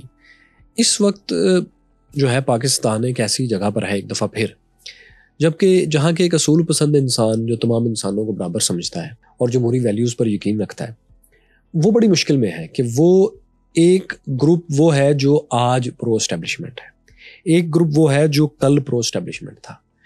یہ دونوں کی آپس میں ایک لڑائی جاری ہے, دونوں میں سے کوئی بھی اصول پر نہیں ہے. اس وقت ایک اصول پسند انسان کہاں کھڑا ہو؟ ایک اصول پسند انسان کو اس موقع پہ پاکستان کے دستور اور پاکستان کے لوگوں کے حق حاکمیت کے ساتھ اس بنیاد پہ کھڑے ہونا چاہیے کہ اسٹیبلشمنٹ کی مخالفت یا حمایت, دونوں صورتوں میں اسٹیبلشمنٹ کو تسلیم کرنا ہے ڈی فیکٹو, اور اسٹیبلشمنٹ کو ہم ایک جرم سمجھتے ہیں. اسٹیبلشمنٹ پیوستہ مفادات کا ایک گٹھ جوڑ ہے. لیکن اگر اس طرح ہو کہ ایک گروپ اسٹیبلشمنٹ کے ساتھ مل کے طاقت میں آ جائے اور ایک گروپ اس انتظار میں ہو کہ کب اس کو یہی تو میں اپنایا جائے, تو اس میں آپ کہاں کھڑے ہوں گے؟ میں اسٹیبلشمنٹ کی مخالفت میں کھڑا ہوں. میں اس کے ساتھ مل کے جو آنے والے ہیں ان کے ساتھ نہیں کھڑا ہوں گا. ہم جب سے اس ملک کے شہری بنے ہیں, کب بنے؟ جب ہم پیدا ہوئے ہیں. We were born here. We were natural citizens. اور ہم اسٹیبلشمنٹ کو پاکستان کے عوام کے حق حاکمیت کی نفی سمجھتے ہیں. سو جن معنوں میں آپ فرما رہے ہیں حالیہ جو اس وقت کے جو نہ ہم پرو اسٹیبلشمنٹ ہیں نہ اینٹی اسٹیبلشمنٹ ہے. ٹھیک ہے, اگر آئینی ویلیوز اور قانون ہم اسٹیبلشمنٹ کے کانسیپٹ ہی کو جمہوریت کی نفی سمجھتے ہیں, عوام کے مفاد کے خلاف سمجھتے ہیں. اگر ایک گورنمنٹ جمہوری ویلیوز کو تاراج کر کے حکومت میں آ جائے اور اس کے بعد وہ کانسٹیٹیوشن کے اوپر عمل کرنا شروع کرے, تو آپ کی پوزیشن کیا ہوگی؟ میرے خیال میں آپ کہیں گے کہ میرے خیال میں ایک ایسی حکومت جو جمہوری اصولوں کو تاراج کر کے قائم ہوئی ہو, اس سے اس توقع کرنا کہ وہ جمہوری راستے پہ چلے گی, یہ خود کو دھوکہ دینا ہے. تو کیا آپ ویٹ کریں گے کہ وہ کب آئین توڑے؟ مزید نہیں, میں آپ کے ساتھ پوڈ کاسٹ کروں صحیح جو میں کر رہا ہوں. صحیح. تو آپ اصولی طور پہ دونوں کی مخالفت کریں گے اور تمام چیزوں کی مخالفت کریں گے جو آئین اور قانون کے خلاف ہے, جبکہ آپ خود قانون کے مطابق ایک آئین کے ایک اہم ترین حصے کی مخالفت بھی کرتے ہیں. کیا اسٹیبلشمنٹ میرے سوال دوبارہ آپ سے کر دوں کہ آپ آئین کے ایک بڑے بنیادی حصے کی مخالفت بھی کرتے ہیں اور ساتھ آپ یہ بھی کہتے ہیں کہ وہ اگر آئین کے مطابق نہیں آئے تو میں ان کی مخالفت کروں گا, تو یہ کیا بات ہے؟ ان دونوں میں کوئی تضاد نہیں ہے. اس کا مطلب آپ کی اپنی ویلیوز اس کے علاوہ بھی ہیں. ہیومن رائٹس فریم ورک یہ جو ہمارے ملک کے دستور میں, حالانکہ اس میں اتنی پروویزو اتنی کنڈیشنلٹیز دی گئی ہیں کہ وہ قریب بےمانی ہو گئے ہیں 8 سے لے کے 28 تک, اس کے باوجود میں اسی سے چمٹا رہوں گا. اور جو آپ یہ فرما رہے ہیں نا کہ ہم جو ہے آئین کے ایک بڑے حصے کی مخالفت کرتے ہیں, اس کی وجہ یہ ہے کہ ہمارا جو دستور ہے اس میں ایک سے زیادہ جگہ پہ کہا گیا ہے not withstanding anything else contained in this document. اس کو کہتے ہیں سپرا آرٹیکل اور سپرا پارٹ آف ا ڈاکومنٹ. یہ ڈاکومنٹ, یہ پروویژن ایک ڈاکومنٹ میں ایک سے زیادہ دفعے نہیں ہو سکتی. مثال پیش کر دیتا ہوں. ایک تو جہاں سے بنیادی حقوق کا چیپٹر شروع ہوتا ہے وہاں لکھا ہوا ہے notwithstanding anything else contained in this document, لکھا ہوا ہے نا.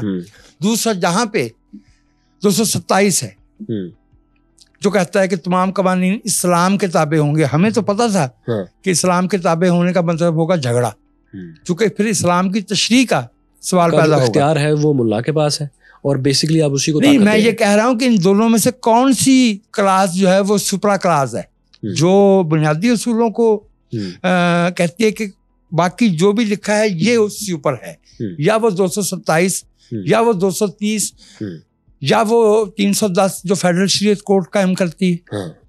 ہم تو اس کی مخالفت کرتے ہیں. میں نے آپ سے کہا نا کہ دیکھیے ہمارا آئین ایک سمجھوتا ہوا ہے 73 میں, اچھا ہو گیا, ہم اس آئین کے ساتھ کھڑے ہیں, بالکل ٹھیک ہے, لیکن ہم اس آئین کو حرف آخر نہیں سمجھتے. کیا ہم نے 100 کے قریب کلازز جو ہے وہ 85 میں نہیں بدلی؟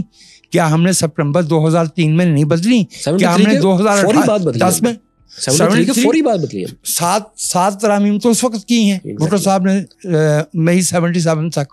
ٹھیک ہے, تو اس لیے آئین میں ترمیم ہو سکتی ہے. آئین میں ترمیم کا مطلب یہ ہے کہ آئین کا کچھ حصہ ایسا ہے جسے ہم درست نہیں سمجھتے, جس کو اپڈیٹ ہونا چاہیے, جیسے 62-63.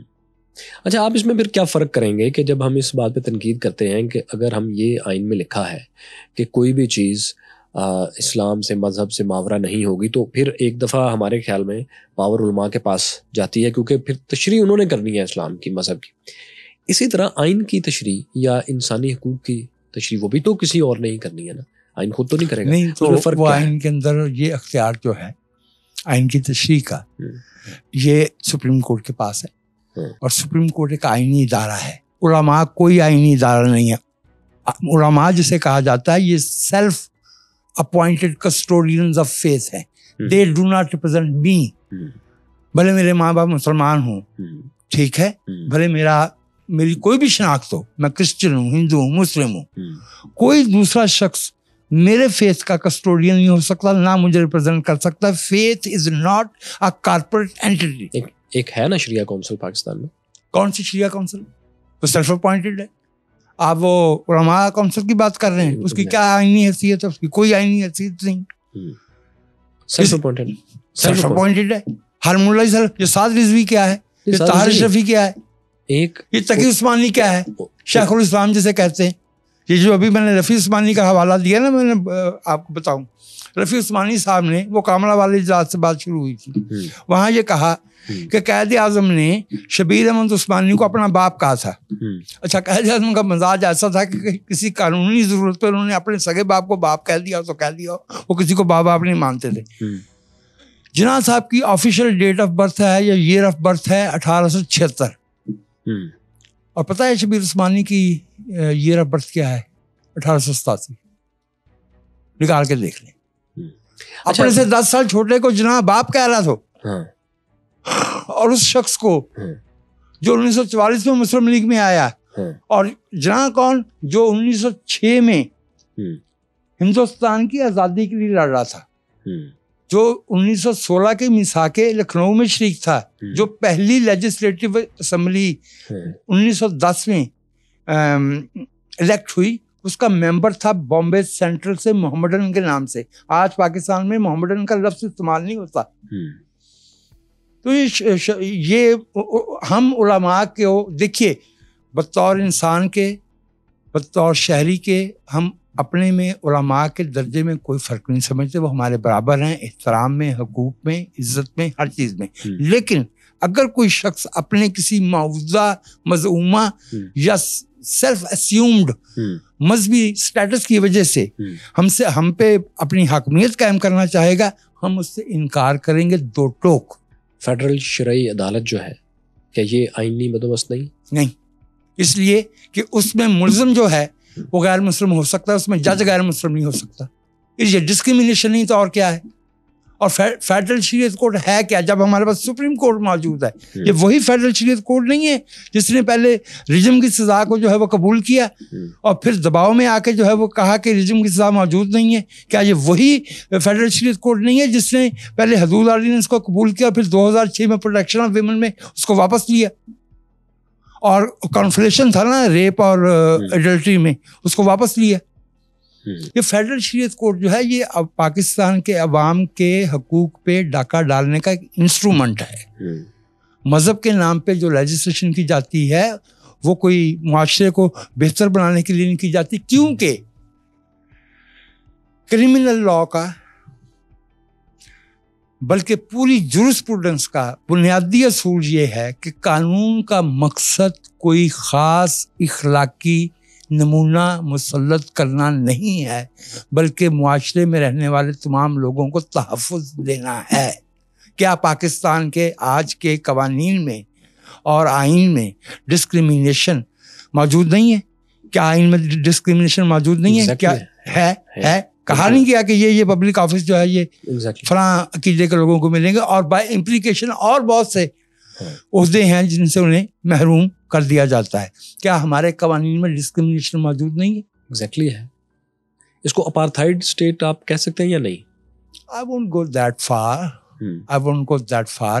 لیکن جو اس سے بہت قریب ہے، اس کے بہت قریب ہے، یہ اپارتھائڈ کے بہت قریب ہے. اچھا یہ جو اس طرح کے انسانی حقوق کے اور ملکوں کے اندر اسٹیبلٹی کے معاملات ہیں، آپ اسٹیبلٹی کو پریفر کریں گے یا ڈیموکریسی کو پریفر کریں گے؟ اگر کسی جگہ پر ڈکٹیٹرشپ سے، اگر کسی جگہ ڈکٹیٹرشپ سے ایک اسٹیبلٹی آ جائے، اکنامک اسٹیبلٹی آ جائے، وہ آپ کے لیے ہوگی پریفریبل، یا ایک جگہ سیکولر ڈیموکریسی ہو وہ آپ کے لیے پریفریبل؟ جمہوریت سے ڈیویٹ کر کے جو اسٹیبلٹی آتی ہے وہ اسٹیبلٹی نہیں ہوتی، وہ ایلوژن آف اسٹیبلٹی ہوتی ہے. آپ کو یاد ہے 1970 میں یو ایس ایس آر کی اکانومی کا والیوم کیا تھا؟ اس کی اسٹرائک پاور کیا تھی؟ بہت بڑی اکانومی تھی. ٹھیک ہے، 1990 میں کہاں تھی وہ؟ ظاہر ہے سب جانتے ہیں. جو آپ سے جو بات عرض کر رہا ہوں. اچھا 1936 میں یا 37 میں جرمنی کی پروڈکشن پاور کہاں تھی؟ بہت زیادہ تھی. لٹریسی کہاں تھی؟ جو میں آپ سے عرض کر رہا ہوں وہ یہ ہے کہ جسے آپ اسٹیبلٹی کہہ رہے ہیں، if it is devoid of democracy، اگر یہ جمہوریت سے آ رہی ہے، اس کے بغیر ہے، تو یہ اسٹیبلٹی نہیں ہے، it is an illusion of stability. لیکن اس کو چائنیز جو اسٹیبلٹی ہے اور اکانومی ہے، جتنے انہوں نے 70 کروڑ لوگوں کو غربت سے بھی نکالا ہے، وہ تو اس پرنسپل کو ڈیفائی کر رہی ہے. آپ کہہ رہے ہیں نا، میں نہیں کہہ رہا، اس لیے کہ آپ 2 سال 4 سال 10 سال کے اس میں دیکھنا چاہتے ہیں. میں معذرت چاہتا ہوں، اس میں اگر کوئی ایروگنس نہیں ہے. میں 34 سال پچھلے 34 سال سے میں طالب علمانہ ہی بات کر رہا ہوں، معاف کیجیے گا. ڈینگ جیاؤ پینگ جو ہے 1978 میں کہاں سے لیڈر بنے تھے؟ کہاں سے نکالا تھا ان کو؟ کہاں سے؟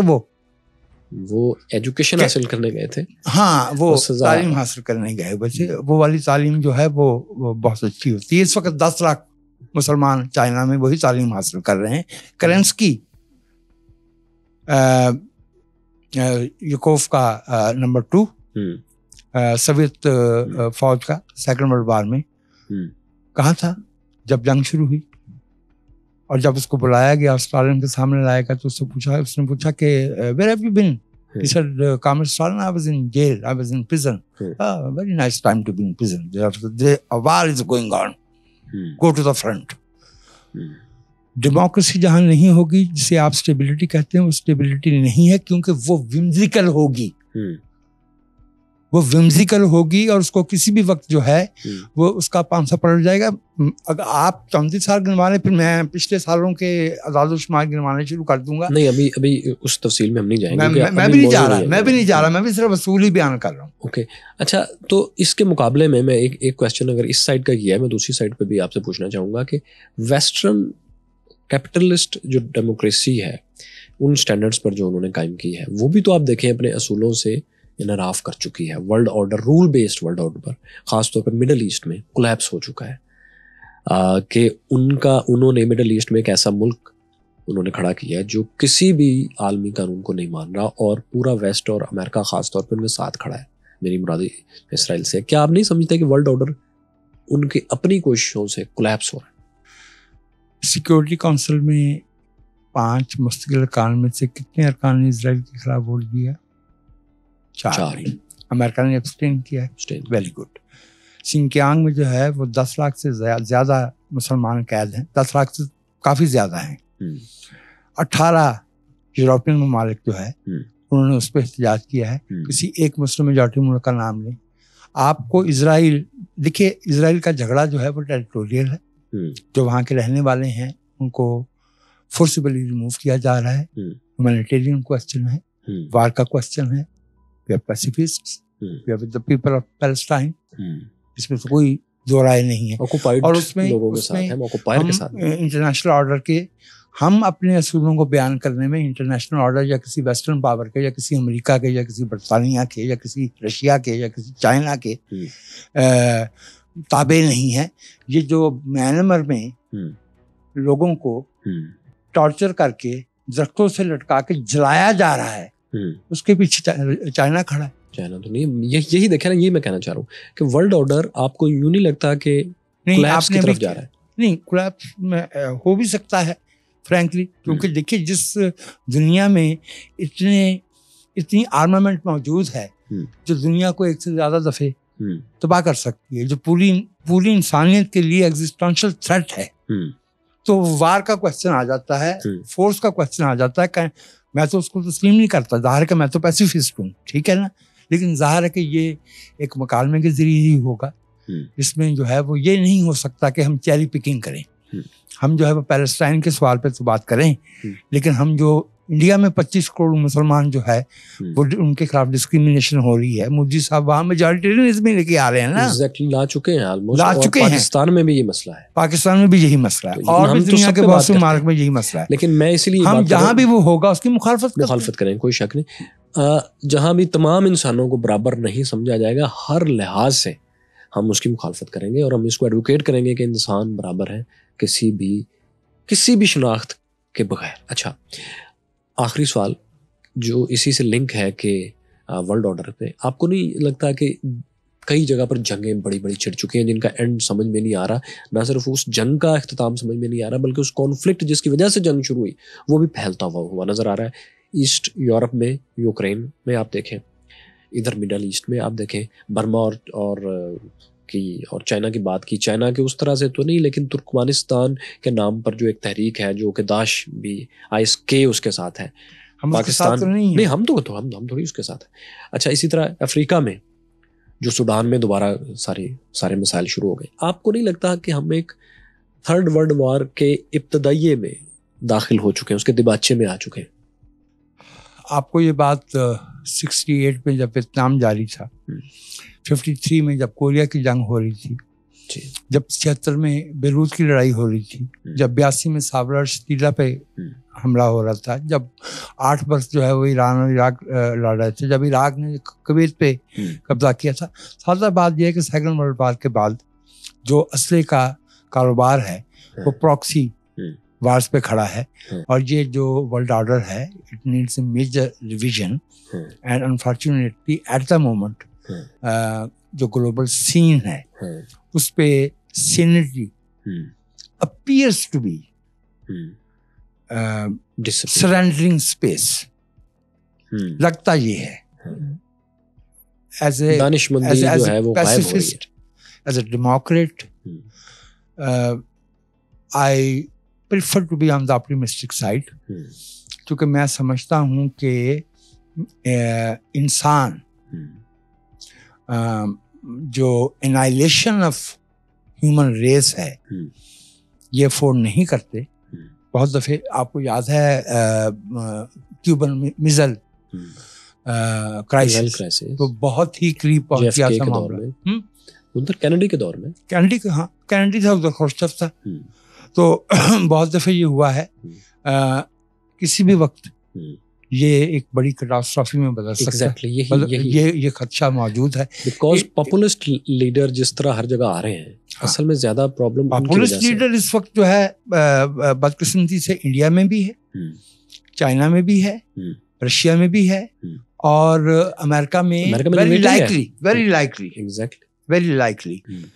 However, having said this, we have been through this in the past, and I would prefer to stay optimistic without mitigating, without taking out the possibility of an outright catastrophe. میں سمجھتا ہوں کہ اس میں ہمیں دنیا میں یہ جو ہماری ڈومینیشنل لائنس ہیں نا, whether religious or racial اور لنگوسٹک, ان سے ہٹ کے کلر ریسزم ہے, بالکل ہے, اور یہ وائٹ ریسزم دوبارہ سر اٹھا رہا ہے. اس پہ بہت بحث دنیا میں ہو رہی ہے کہ یہ جو پاپولزم ہے یہ اصل میں تو پہلا اسٹیپ ہوتا ہے فیشزم کی طرف, اور پھر فیشزم سے لڑنا پڑ جاتا ہے, کیونکہ وہ تو پھر آپ کو پتہ ہے نا کہ وہ اس پہ you cannot negotiate with fascism. Fascist کو ایک چانس چاہیے. ہم نے اتنے نام لیے, ہم نے ایک بات کا تو ذکر ہی نہیں کیا جی, کہ ہمارے ہمسائے میں اب پاکستان کے کچھ عقل مند مان رہے ہیں. آج ہی ایک صاحب ہیں جو خود کو بہت بڑا بادشاہ خان سمجھتے ہیں, انہوں نے لکھا ہے کہ ہم نے 15-20 سال جو طالبان کی حمایت کی, چونکہ ہم علانیہ نہیں کر سکتے تھے اس لیے اب ہم احسان بھی نہیں جتا سکتے, پھر کہہ رہے ہیں نیگوشیٹ کرو. کن صاحب کی بات کر رہے ہیں؟ وہ ایک صاحب ہیں جو ایک کالم لکھتے ہیں اور ایک پروگرام کرتے ہیں ٹی وی پہ. ان کا یہ خیال ہے کہ دنیا میں بنی اسرائیل کے بعد پختون جو ہے وہ ایک چوزن بریڈ ہے. انہوں نے آج کالم لکھا ہے. حسن نثار کی بات چھوڑے, میں نام لے کے اپنے منہ کا ذائقہ نہیں خراب کرنا چاہتا, میں ان کو یہ درجہ نہیں دینا چاہتا, لیکن وہ پختون قوم پرست ہے. پختون قوم پرست بھی ایسے ہیں کہ اس پختون کا مسلمان ہونا بھی ضروری ہے, اور پھر طالبان کا حامی ہونا بھی ضروری ہے. وہ یہ بات 20 سال سے کہہ رہے ہیں, اور ہم 20 سال سے کہہ رہے ہیں کہ طالبان سے نیگوشیٹ نہیں کر سکتے. کسی بھی مسلح گروہ سے جس کے ایمبیشنز ہوں ان سے بات داعش سے نہیں کر سکتے, ISIS سے نہیں کر سکتے, خراسان سے نہیں کر سکتے. اب انہوں نے جو ہے وہ 133 بندے, 137, 139, نیرلی 140 رشیا میں کانسرٹ میں جانے والے لوگ, وہ تو کمبیٹنٹ نہیں تھے, ان کو مار دیا ہے. تو اب ظاہر ہے کہ اس سے جو ہے وہ آپ جو چاہ رہے ہوں کہ ان سے نیگوشیٹ کرنا. This is what you have been seeing, this is what you have been telling Americans while they were in Afghanistan. Now that they have left, see where Pakistan stands. Pakistan کی مغربی سرحد جتنی آج غیر محفوظ ہے اور ولاٹائل ہے, اتنی کبھی بھی نہیں تھی. اچھا سر, بہت طویل گفتگو ہوئی, اور ہم اور بھی اس ایشو پہ بات کر سکتے ہیں, اور کئی بیچ میں ایسے موضوع آئے جس پہ ہم نے ایک ایک کویشچن کیا, اس پہ طویل گفتگو بھی ہو سکتی ہے جو پھر کسی وقت کریں گے.